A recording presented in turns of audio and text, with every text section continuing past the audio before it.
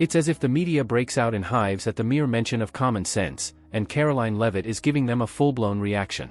As Trump's press secretary, she's not just answering questions, she's flipping the script and dismantling worn-out media narratives in real time. From day one, Karoline has made it clear she's not here to play along with spin. When reporters push familiar talking points, she doesn't hesitate, she hits back with sharp, fact-based responses that leave them speechless.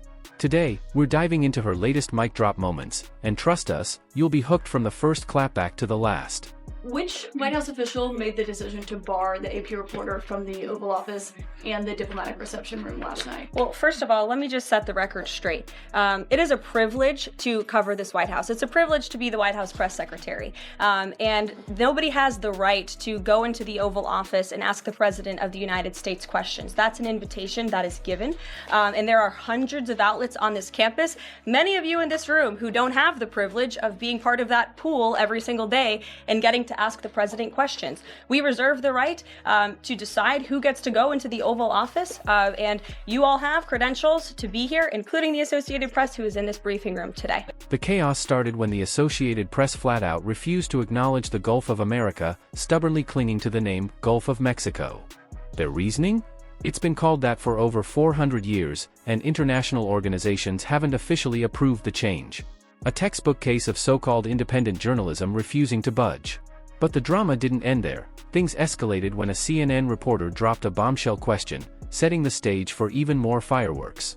I was very upfront in my briefing on day one that if we feel that there are lies being pushed by outlets in this room, we are going to hold those lies accountable. And it is a fact that the body of water off the coast of Louisiana is called the Gulf of America. And I'm not sure why news outlets don't want to call it that, but that is what it is. The Secretary of Interior has made that the official designation in the geographical identification name server, and Apple has recognized that. Google has recognized that. Pretty much every other outlet in this room has recognized that body of water as the Gulf of America, and it's very important to this administration that we get that right, not just for people here at home, but also for the rest of the world. They refused because, let's be honest, they're not acting like journalists anymore. They're activists wearing press badges. After the White House revoked their access, the AP's executive editor fired off a dramatic letter to the chief of staff, claiming the move was plainly intended to punish the AP for the content of its speech and vowing to vigorously defend their constitutional rights and the public's right to independent news coverage. Please. That's textbook gaslighting. The public still has access to AP reporting, though, let's face it, fewer and fewer people are tuning in. The bias is too obvious, and the credibility is wearing thin. So spare us the martyr act. Maybe try doing some real journalism again. Now, onto the reporter who didn't even realize that crossing the border illegally is, in fact, a crime. Of the 3,500 arrests ICE has made so far since President Trump came back into office, can you just tell us the numbers? How many have a criminal record versus those who are just in the country illegally? All of them, because they illegally broke our nation's laws and therefore they are criminals as far as this administration goes. I know the last administration didn't see it that way, so it's a big culture shift in our nation to view someone who breaks our immigration laws as a criminal, but that's exactly what they are. You made a point of the worst first. They all have a criminal record? And welcome to the briefing If they broke our nation's laws, yes, they are criminal. Yes. Thank you. This kind of thinking is exactly why illegal border crossings have plummeted by 90% since Trump returned to office, just ask the New York Post. But don't hold your breath waiting for the mainstream media to give him or his administration a shred of credit. Funny how quickly things change when it's made crystal clear that illegal crossings won't be tolerated and immigration laws will actually be enforced. What was once a flood has slowed to a trickle. And it's not just the reporters feeling the heat. Karoline went full force on the left, calling out their over-the-top political theater during the so-called anti-dog protests. And may I just point out, if you heard that type of violent, enticing rhetoric from our side of the aisle, from Republican leaders on Capitol Hill, I think there would be a lot more outrage in this room today. It's unacceptable, the comments that have been made by these Democrat leaders, and frankly, they don't even know what they're talking about. Because President Trump was elected with a mandate from the American people to make this government more efficient.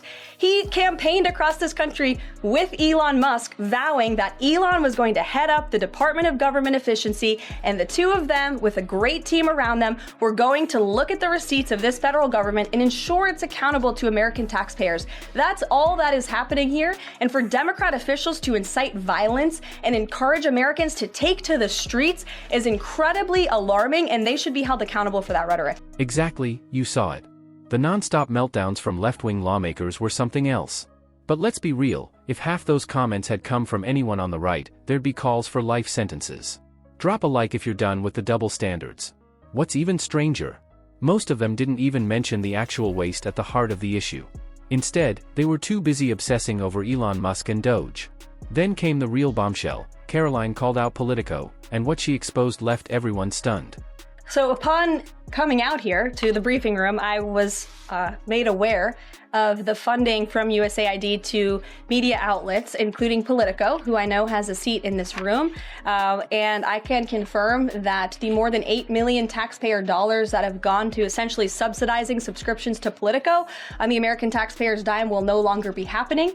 The Doge team is working on canceling those payments now. Again, this is a whole of government effort to ensure that we are going line by line when it comes to the federal government's books. Time to set the record straight. No, Politico didn't directly pocket $8.2 million, but that money did come through subscriptions to its Pro plan, a high-priced premium service for policy coverage and analysis. And while not every dollar came from USAID, the funding was spread across multiple federal agencies. Politico tried to play it slick, releasing a statement claiming, "We have never received any government funding, no subsidies, no grants, no handouts." Technically true? Maybe. But let's not kid ourselves, that's still taxpayer money flowing into their accounts. Some reports peg a single Pro subscription anywhere from $122 to a staggering $15,000 per year. Now do the math, how many government employees had to sign up to push the total over $8 million? And to top it all off, we had Karoline absolutely schooling reporters in real time, while chaos erupted around her and no one could even hear their own questions over the shouting. Taking a common sense approach. The president said he worked on extending the Abraham Accords, and Mr. Witkoff, the president said he wants Yeah, thank you. Can you direct traffic? Yeah, thanks. Let's act like adults here. They are generously offering their time to answer your questions. You don't need to scream at them like a bunch of school children. Ouija, go ahead. Thank you very much, Karoline. Her impact goes far beyond the briefing room. Karoline wrapped up her very first press briefing without missing a beat, taking perfectly aimed shots at Joe Biden that lit up the room. It wasn't just a strong finish, it was electrifying to watch. It is a good question, April. So look, the president, as you know, is incredibly accessible. First day here, he wanted all of you in the Oval Office. You got a 60-minute press conference with the leader of the free world while he was simultaneously signing executive orders. I may add that's pretty impressive. I don't think the previous office holder would be able to pull such a thing off. So look, the president is the best spokesperson that this White House has. And I can assure you that you will be hearing from both him and me as much as possible. And that, ladies and gentlemen, is how you handle the mainstream media. Now I want to hear from you. Which moment was your favorite? Drop it in the comments below. And if you think your friends need to see Karoline's masterclass in action, go ahead and share this video with them.